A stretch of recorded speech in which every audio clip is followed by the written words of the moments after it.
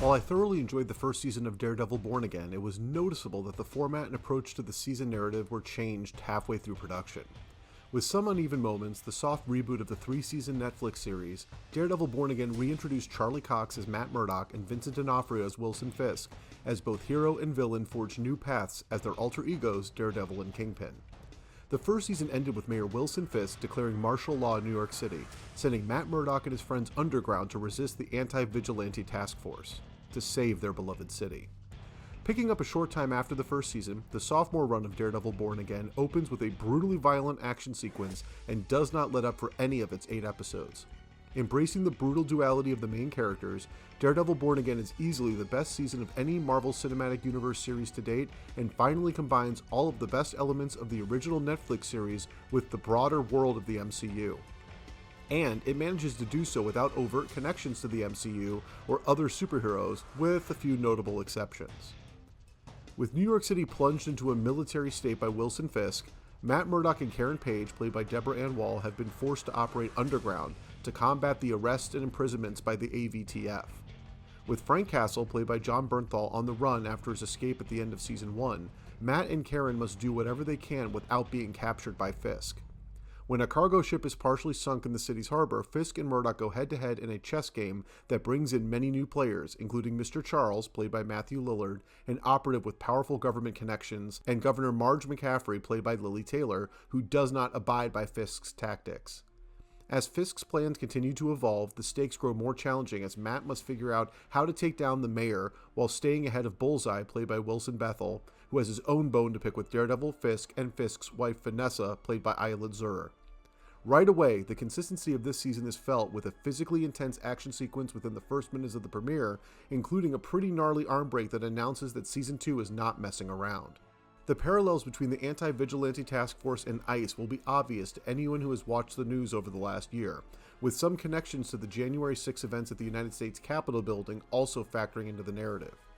While the political similarities are pretty glaring, Daredevil Born Again is careful not to call it out and lets the story speak for itself.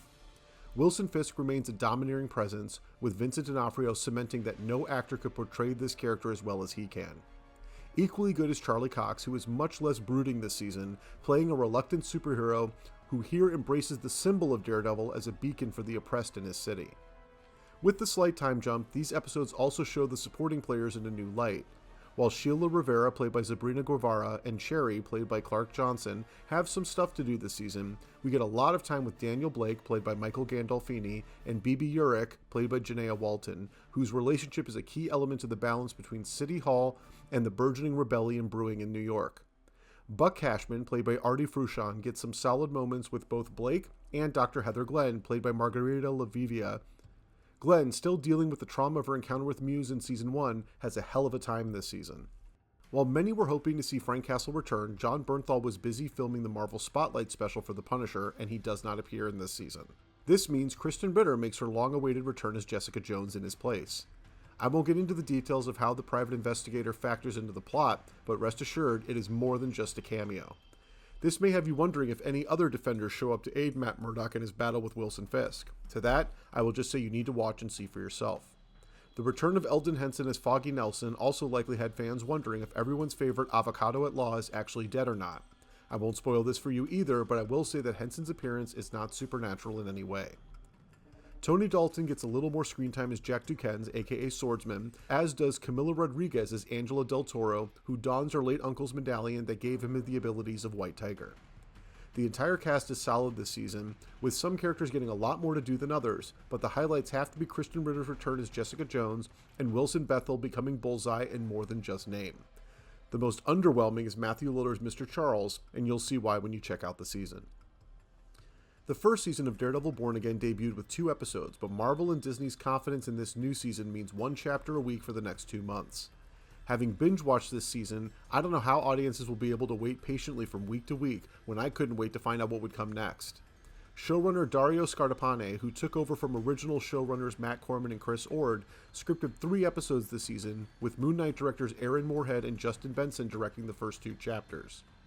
The rest of the directing crew are new this season, with Solvin, Slick Name, Angela Barnes, and Ian B. McDonald each helming 2 episodes each.